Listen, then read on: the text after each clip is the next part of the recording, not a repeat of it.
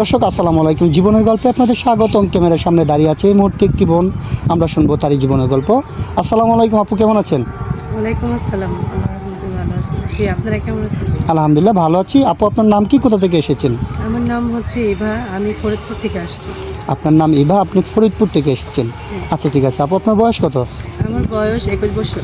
21 বছর বয়স। আপনার ফ্যামিলিতে কে কে আছে? আমার ফ্যামিলিতে আমার বাবা নেই, আমার মা হচ্ছে, আমরা 3 বোন, আমার মা আর আমি। আচ্ছা ঠিক আছে আপু, আপনার বিয়ে শাদী হয়েছিল? হ্যাঁ ভাইয়া, বিয়ে শাদী হয়েছিল। আমার হাজব্যান্ড হচ্ছে পরকীয়া করতো, আগে থেকে জানা ছিল না। পরে হচ্ছে আমার বিয়ের পরে তাকে নিয়ে ভেগে চলে গেছে। এখন আপাতত সিঙ্গেল আছেন? জি জি। আচ্ছা ঠিক আছে। আপনার হাজব্যান্ড আপনাকে বিয়ে করার আগে আরেকটা তার সম্পর্ক ছিল অন্য মেয়ের সাথে, তাই না? হ্যাঁ হ্যাঁ, আমি আচ্ছা। জানতাম না পরে। আপনার হাজব্যান্ডের সাথে সংসার কতদিন করেছিলেন? এই 2 মাস সংসার করেছিলেন। তারপরে আগের যে তার এক্স ছিল তাকে নিয়ে ভেগে গেছে। চলে গেছে। আচ্ছা, তারপরে আপনার যোগাযোগ হয়নি? না না না, সে পরে হচ্ছে আমাকে ডিভোর্স পেপার পাঠিয়ে দিয়েছে। ডিভোর্স পেপার পাঠিয়েছে? কতদিন হয়েছে? এই তো হয়েছে, তাও 4 বছর হয়ে গেছে। 4 বছর প্রায় একাই আছেন। হ্যাঁ হ্যাঁ। আচ্ছা, আপনার ফ্যামিলিতে বাবা আছেন? না, বাবা মারা গেছে। আমার আম্মু আর হচ্ছে আমরা 3 বোন।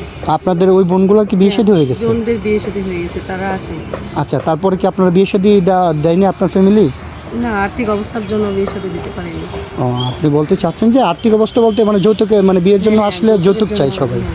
আচ্ছা ঠিক আছে, তাহলে ইনশাল্লাহ আপু, তাহলে এখন আপনি আমাদের ক্যামেরার সামনে কী জন্য আসছেন সেটা একটু আপনার মুখ থেকে বলেন। মানে হচ্ছে আমি আমার ফ্যামিলির থেকে আমাকে টাকার জন্য বিয়ে দিচ্ছে না। তো ভালো একটা ফ্যামিলি দেখে সবারই তো ইচ্ছা থাকে ভালো ফ্যামিলিতে যাওয়ার জন্য, তাই না? যদি কেউ মানে আমার প্রতি দয়া দেখে আমাকে তার ভালো লাগে, তাহলে তার সাথে আমি বিয়ে করব, ঠিক আছে? ও আচ্ছা আচ্ছা ঠিক আছে। আপনি চাচ্ছেন যে মানে আপনার ফ্যামিলি আর্থিক অবস্থা দরিদ্র থাকার কারণে আপনার ফ্যামিলি আপনাকে বিয়ে দিতে পারছে না। আপনি চাচ্ছেন যে যদি কোনো ভাই আপনাকে যৌতুক ছাড়া বিয়ে করে আপনি বিয়ে বসবেন। আচ্ছা ঠিক আছে আপু, আপনি যেহেতু বিবাহিত, আপনাকে তো অবশ্যই বিবাহিত মানুষ বিয়ে করতে চাইবে, আবার অনেকে অবিবাহিত বিয়ে করতে চায়।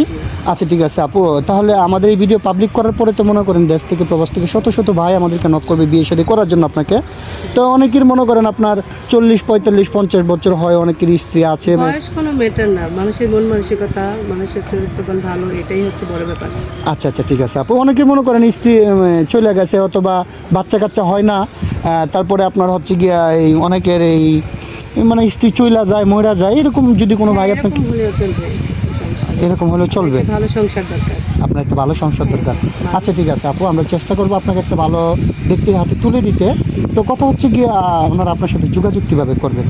আমার তো পার্সোনাল কোনো ফোন নেই, আপনাদের মাধ্যমে আসছি, আপনাদের মাধ্যমে করলেই হবে। আপনার পার্সোনাল কোনো ফোন নেই, আপনি চাচ্ছেন যে আমাদের মাধ্যমে যোগাযোগ করলে আপনাকে পাবে।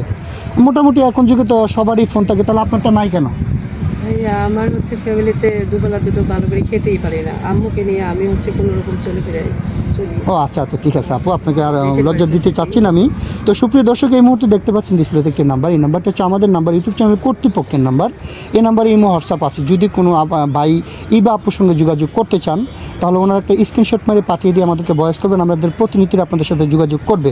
কেউ অযথা অডিও কল, ভিডিও কল দিয়ে আমাদেরকে বিরক্ত করবেন না, আমি আবার বলে দিচ্ছি। আচ্ছা ঠিক আছে বাপু, তাহলে আপনার এই কথা হচ্ছে যে আপনার সিঙ্গেল ফ্যামিলি পছন্দ না জয়েন্ট ফ্যামিলি? আমার জয়েন্ট ফ্যামিলি পছন্দ। Joint family? জয়েন্ট ফ্যামিলি বড় হয়, পারবেন সবাইকে একসাথে থাকতে? পারবেন? অবশ্যই পারবেন। আচ্ছা ঠিক আছে বাপু, আপনার জন্য শুভকামনা রইল। আমরা চেষ্টা করবো আপনাকে একটা ভালো ব্যক্তির হাতে তুলে দিতে। ভালো থাকবেন, সুস্থ থাকবেন, আল্লাহ হাফেজ।